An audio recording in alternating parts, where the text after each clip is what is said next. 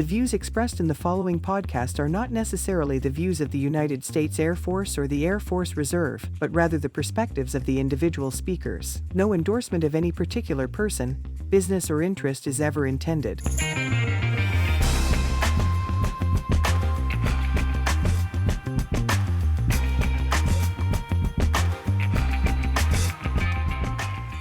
Greetings, everyone. Welcome to the latest episode of Ready, Set, Airlift. I'm your host, Julian Hernandez.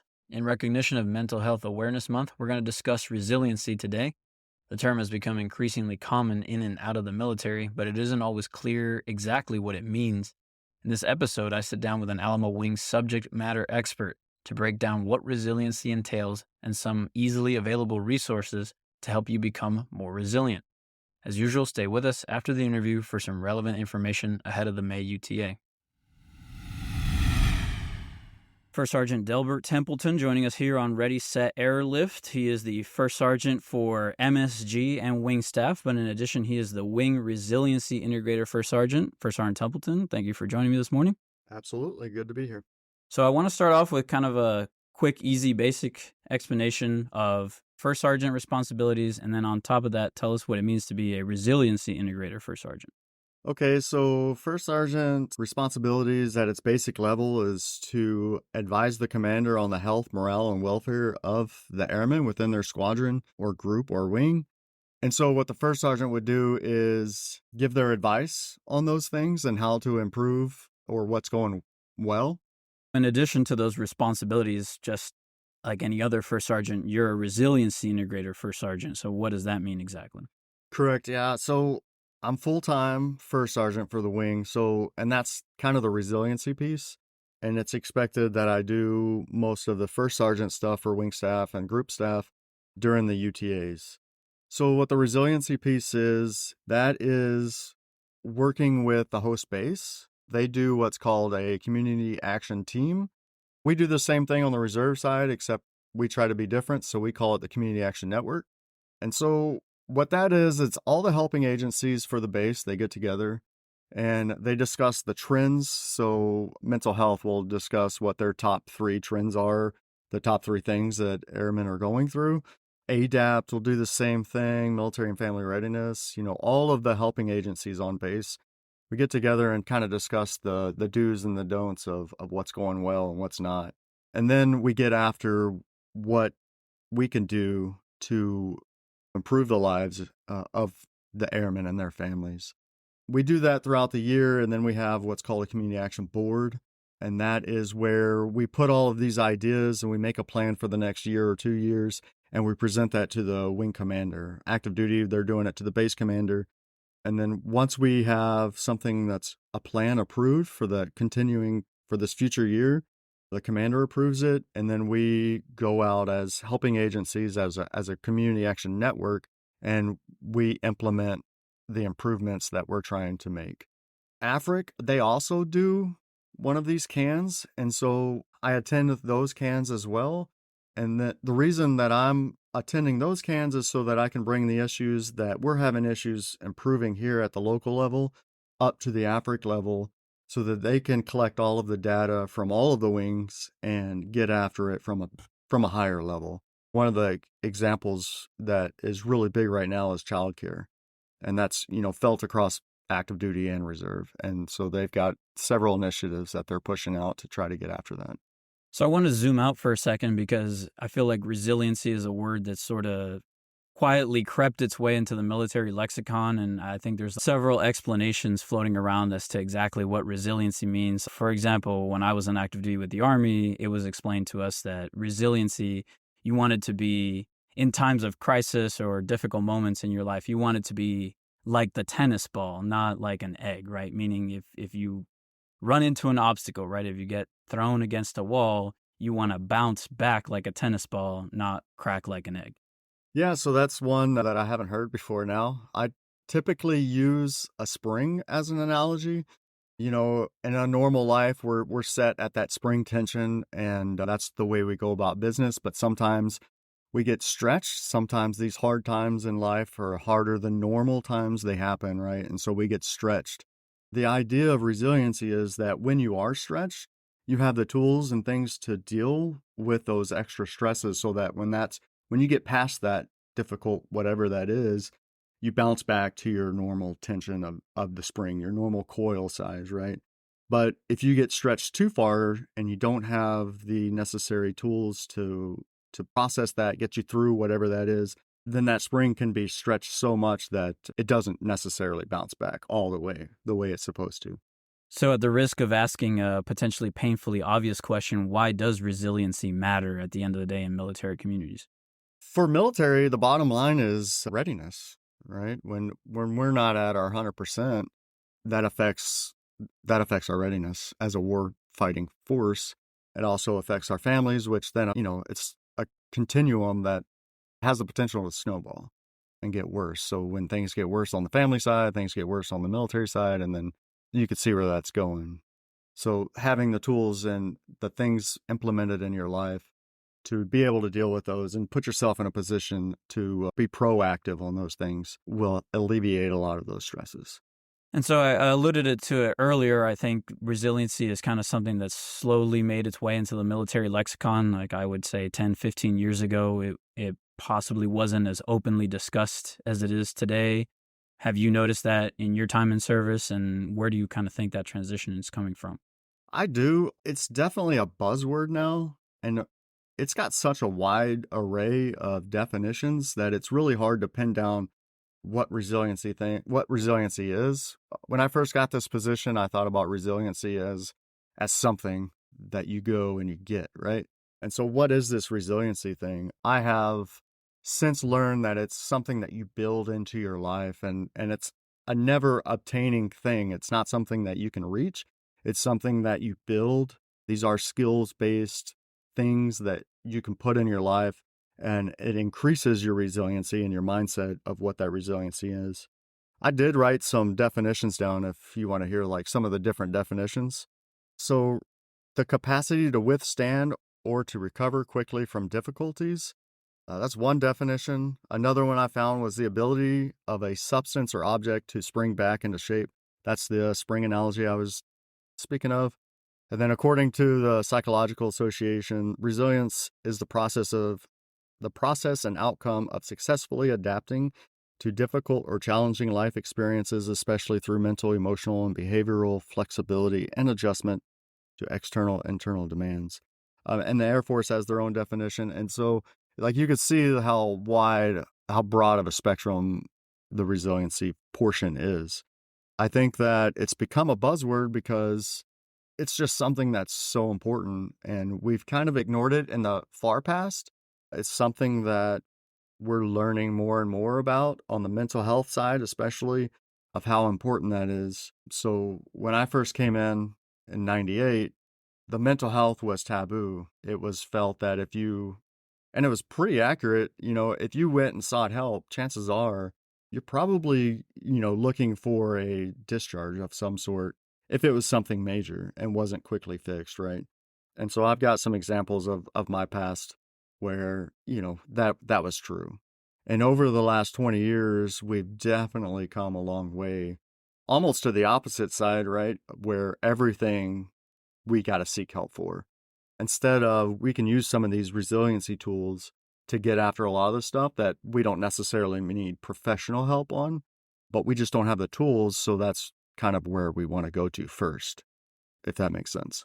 It does. And to your point of the changes over the past 20 years, a lot of the senior members that I served with, they talked about that a lot, where early in their careers, the treatment of people who came up on the net with mental health issues was what we would consider today hazing, ostracizing, marginalizing, right? And as in effect was making a problem worse rather than trying to deal with it. I remember my first sergeant when I was in the Army, he told this story about when he was a young private, someone in his unit sought mental health assistance, and what ended up happening to that person was they were essentially thrown on suicide watch, made to wear like a safety vest and like put in a corner where, like if they were some sort of problem child. And he was bringing up this story to talk about that's the past, that cannot be the way we treat any sort of resiliency mental health issue going forward. So I think your point stands really true to the military as a whole has certainly come a long way. And so kind of using that as a springboard forward, let's talk about some resources for people who are maybe newer to the concept of resiliency, starting to grapple with that idea of how they can build up that skill that you were talking about, building up that resiliency. If a young airman came to you saying, "Hey, sure, I'm trying to be more resilient," where would you point them? So that's a broad question too, but I would point them towards the Air Force's model of CAF, with comprehensive airman fitness. There's four main domains of that, and that's mental, physical, social, and spiritual. And so I would just challenge them, like kind of explain what those are, what that entails, and figure out which one is the weakest and maybe kind of go after that. Some of the big things that we see airmen have difficulties with are marriage, so a lot of communication skills, financial skills, and just kind of basic life stuff that we all struggle with at one point or another. So I would get after those major easy ones, if you will, learning how to better communicate and understand other people's perspectives, learning how to manage your money, because that's one of the leading stressors here in America. But also, as warriors, as fighters, we need to be physically fit because that also affects your mental health. And all of these pillars, they're all required to have a stable building or a stable foundation because they all overlap. Your spiritual beliefs and whatever that looks like for you, it overlaps with your social, and those social should overlap with, your mental health and your physical. So a good broad response to where to point them, but is there a specific place? Maybe it's like on the Air Force portal, or there are specific Air Force websites that offer those introductory resources for those newer airmen who maybe want to put a specific name or terminology to things that they're kind of grappling with in abstract. Yeah, so I've sent out a resource guide a couple times in the past, so that's always out there and available. There's electronic copies. If you have one of my emails, there's a QR code on my signature block that'll take you to that document. There's the Air Force Resiliency website that's available, and so that's got a lot of cool tools and different links to other websites. You have your triad, so your commander, your senior enlisted leader, or specifically your first sergeant should have a lot of these resources, tools, and within the wing, we have our director of psychological health, which right now the 960th, Francis Martinez, is helping out with because we're currently in the process of hiring one. You have your chaplain's office or your religious affairs office, military and family readiness, and we have our own financial counselor, Nakia Evans, that'll be able to sit down and help you with your finances. And I think that gets us started with a good basis, but what about some of our members who, they've been in for a while, they've gone through the training, they know the terminology, they understand the structure as the Air Force lays it out of what these foundations of resiliency are, and now they're maybe trying to take their resiliency to the next level or add aspects to their resiliency game, if you will, that they hadn't already considered. What are some, we'll call them advanced resources or concepts that you might put forward for those members? The Air Force is supporting a training, and there's two phases of the training. Resiliency Trainer Assistant, you've probably heard of them as RTAs if you've heard of them before. And then you have a Master Resiliency Trainer. And both of these courses are 5-day courses. You learn about the 4 pillars of resiliency, and they teach you how to teach these subjects. And they're usually broken up in about an hour topics. And as an RTA, you have to have an MRT with you to instruct, but these are ways that you can learn at a deeper level and also help others build their resiliency toolkit. And so with that in mind, understanding the fundamentals and then perhaps pushing yourself to the point where you can teach resiliency skills to others, bring up the resiliency levels of others. One of the reasons I wanted to discuss this topic with you this month is we're kind of at the height of the deployment cycle. We have deployers returning, we have deployers going out the door. And from both of our experiences, we've discussed outside of this conversation that deployment, whether it's preparing for one, being on one, or coming back from one, is a time where having sharp resiliency skills is important. So What do you think are some critical things our deployers, regardless of what part of the cycle they're in, should be thinking about resiliency-wise? Absolutely. So some of the stuff, resiliency is a lot of proactivity. And so what I'm talking about there is just being as prepared as possible before you're ready to depart, right? So what is that? That looks different for every person, but typically some of the things that we all have to leave behind are finances. How are your bills going to get paid? Do you have that automatically set up? Just think through that process. If you're gone for an X amount of time, and something that we've been used to over the last 10 to 15 years is having that constant communication and internet access, right? So we take a lot of this for advantage. But what happens if something happens and you're out of communication for, let's say, a month, 2 months, 3 months? Are the things that you put in place, are they going to be able to take care of themselves for that amount of time? And that's the kind of stuff that we need to start prepping for and thinking about before we depart. Childcare, if you have children, if you're married, does your spouse, or if you're cohabitating even, does your partner have access to the finances that they're going to need? Do you need to do a will, power of attorney? All of the basic life things that just we take advantage of because we're here in life and dealing with them. But when we deploy, those things change. So how can you prepare in the beginning for that? Also, there's just certain stressors that we kind of know of before and after and during your deployment. And I just challenge people to reach out and to their helping resources and figure out what those are. I think military and family readiness, they have a pre-deployment and post-deployment checklist. Your first sergeant, people that have deployed in the past, they have the yellow ribbon program, which, takes you to a pretty cool location. You can learn a lot of these skills at the yellow ribbon event, pre and post. And so those are great opportunities to get out, see some different things, get other perspectives, and just be prepared for when those moments come and take it one day at a time. And on that note, with a lot of our deployers coming back, I think if there was like an honest catchphrase about deployment is that experiences may vary, but a pretty much universal truth is that reintegration is a difficult process. That difficulty looks different ways for different people, but it's a big change in anyone's life. And so as someone who's deployed many times in your career and also now having this position of being a resiliency integrator, just what kind of one-on-one advice would you offer for deployers coming back?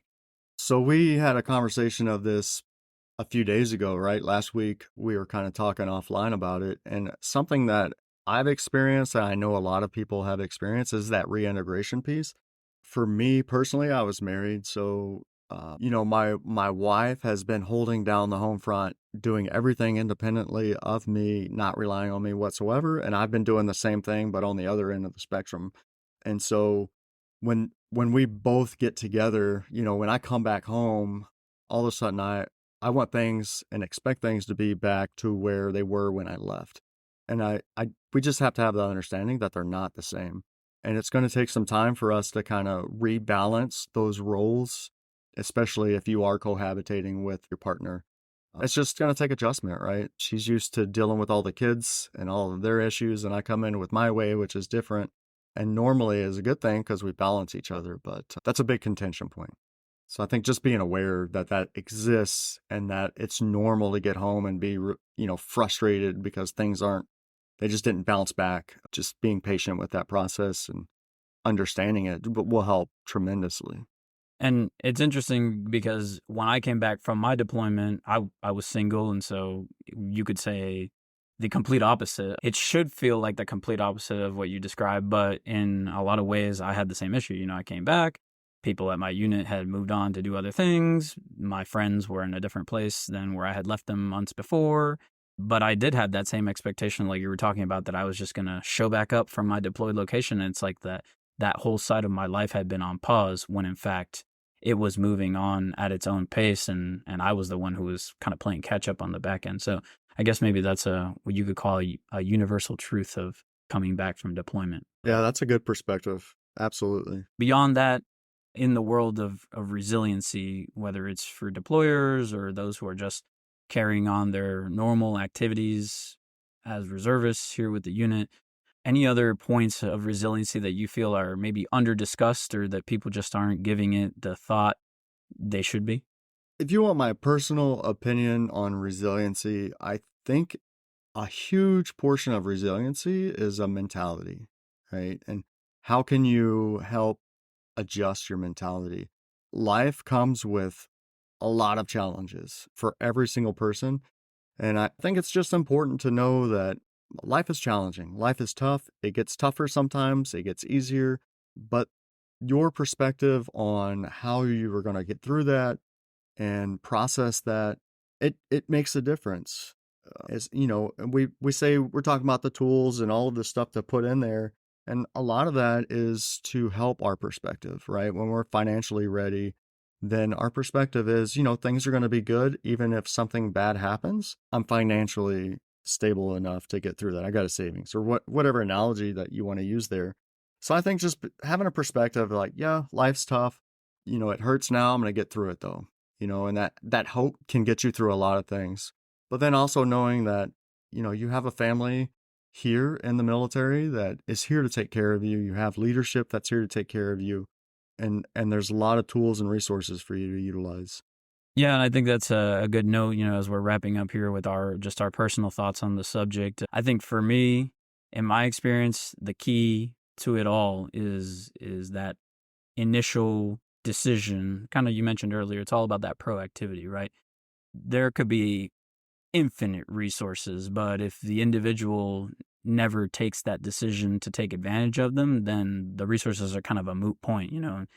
In the Army, we used to talk about a lot, just you got to come up on the net. We're here for you. We'll get you the resources, but the process has to start with that piece of information that you need the resource, or you need the assistance, or you're just seeking to improve, right? I think a lot of times it gets talked about in a sense that you got to wait for there to be a problem. You don't. But when you're ready to take that decision to improve your resiliency, to better yourself, to take your game to the next level, move from someone who's proficient to someone who's a teacher, you have to say something. You have to come up and let the system, if you will, know that you're ready to take that. And then that's when all those great resources, all those great people start to play their part.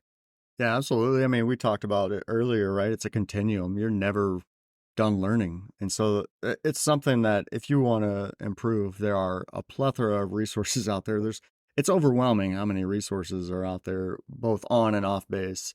So I would challenge people that if you're interested in learning any of these tools and resources, to, reach out to one of the resources that we spoke about earlier. Reach out to your first sergeant, and anybody in the wing or their families as well can reach out to me. That's why, one of the reasons I'm here is I'm not the expert on resiliency. I'm the expert on resiliency resources. And so I'm here to get people where they need to be. And it doesn't matter what stage they are on that continuum. So with that being said, I don't want to put you on the spot too much, but let's, challenge our airmen, our listeners, anybody who's trying to be more resilient. One resource you would challenge them to be proactive, go out there and check out. I would say the easiest one to get you started would be the Air Force Resiliency webpage.